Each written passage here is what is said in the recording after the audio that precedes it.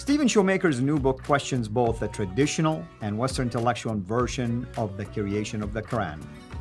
Abdul Malik is the key starting point for his challenge.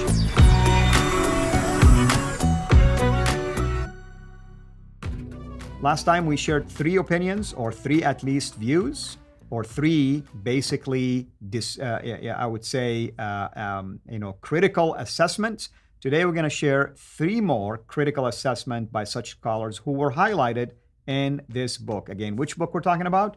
Rewritten the Qur'an by Stephen Shoemaker. With me here to unpack all of that for us is Dr. Jay Smith. Dr. Jay, thank you again for being here. Last time we talked about the likes of like John Burton or Patricia Cronin.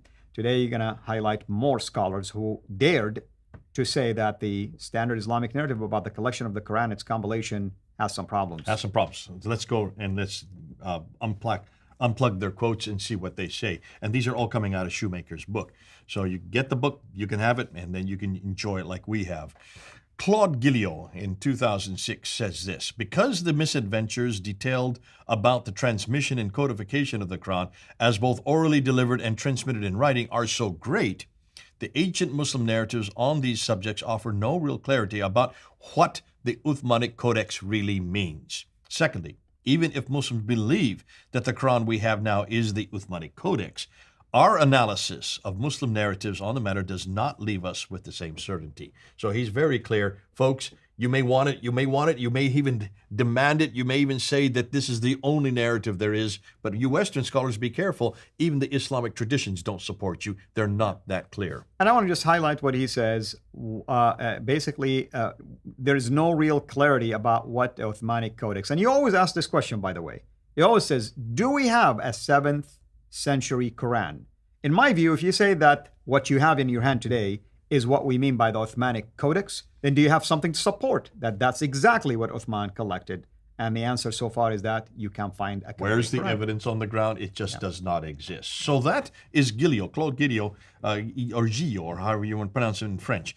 Vivian Comero says in 2012 says this: we should not look to these narratives as reporting what really happened. Instead, each of these accounts on the Uthmanic recension was produced and transmitted in order to advance a particular set of religious and doctrinal interests rather than simply to report a set of facts from the past. So there was an agenda here.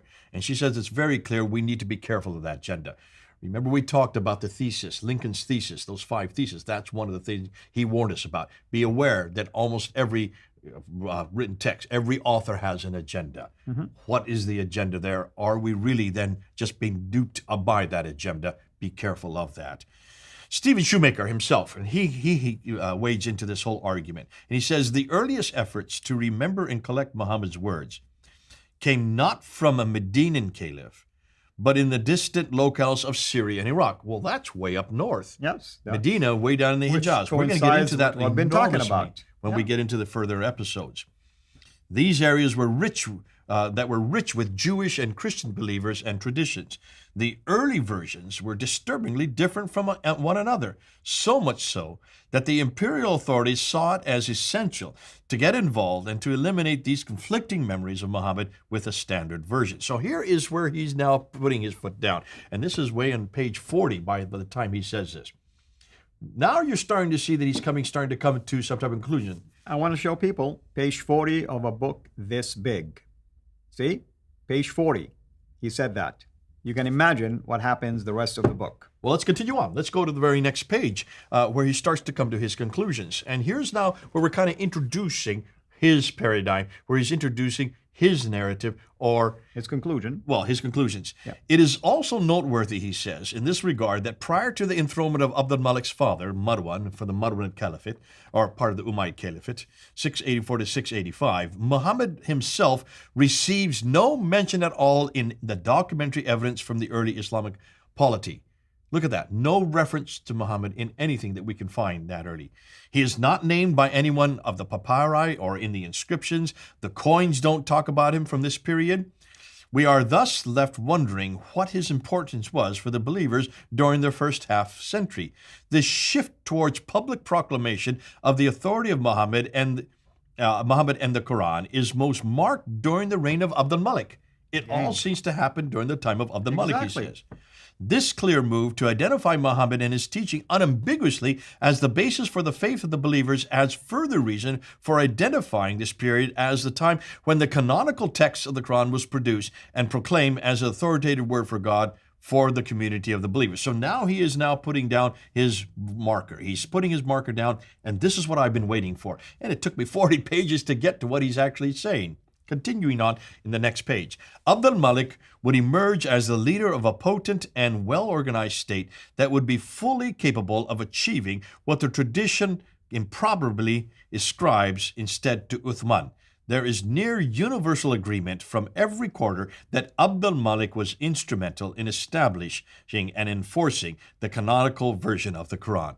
That's what his conclusion is. Now he's going to have to try to prove it. And he's got another 200 pages to do just that. The first 40 pages, he's been giving everybody else's opinion. He's been showing us where the problems are. He's been confronting an awful lot of the academia and the difficulties we're having, the Noldekishwali. Now he's saying, let's now go and see what we can find from what the evidence shows us. And he's already saying where he thinks he's going to go.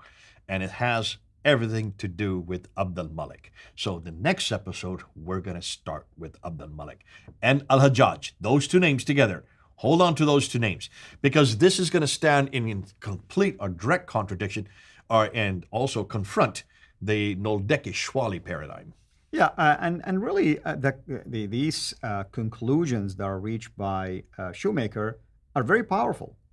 I mean, if you think about it, he is for the first time stating, or at least I would say he's among the first to state what we've been talking about Abdul Malik, about Islam from the north, the Quran from the north, Qira'at from the north, Hadith from the north. I mean, it doesn't take a genius to begin to wonder what is the relationship between Islam and the north.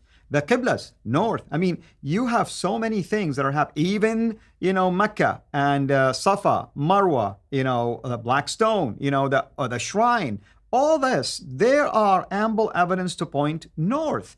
And you begin to wonder, why is everyone ignoring this and not even just inspecting it, investigate, put it to rest? Say, you guys, I investigated it. Here is the finding. You guys are all wrong. This is why. No one is daring to go there.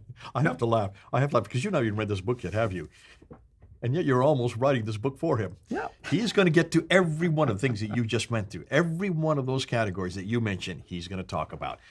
God bless him. I mean, this is why we need a Shoemaker, because he is actually finally putting to paper what we have been saying, what we have noticed. Those of us in the Sin Sifters have been pulling it up. The German school, the Inada school, Robert Karen, all of them, they've known about it. Some of them for 100 years they've known about it, but no one's really written it down. That's why Shoemaker is finally doing so. Almost everything you just quoted on the Qiblas, on the problem with Mecca, on the problem with water, on the problem with the northern hegemony, on the problem with Safa and Marwa, the whole thing with Jerusalem, that's all going to come out when we finally get through this book. Hold on to it. We have a lot to unpack. It's only logical, Jay, to ask these kind of questions. I mean, I'm not even done with my PhD yet, and you're starting to see things when you're researching that prompt you to pause and ask questions. Yeah. I mean, I don't have to reach a conclusion. Just asking questions alone should prompt people to begin to think and reason with these evidence. Well, let's start and think about Abdul Malik. Abdul Malik. Boy, we've talked about him. I had no idea Shoemaker was going to go this direction. Me too. I was shocked when I saw that he went in that direction. I'm like, thank you, Lord. Finally, we have someone who is making you and me look like we're not insane, but rather sane when we're talking about these issues. Good stuff. Thank you so much. Thank you, everyone. And until we meet next time, this is Al-Fadi, over and out. God bless. Thank you for watching this video. Be sure to like and subscribe to our channel, Sira International, and click on the bell so that you receive notifications whenever we publish a new video or go live. I would also like to appeal to you to consider becoming a Patreon patron by clicking the link right below. By doing so, you can give towards the production of these videos. There are also other options for you where you can give to our channel. I thank you from the bottom of my heart.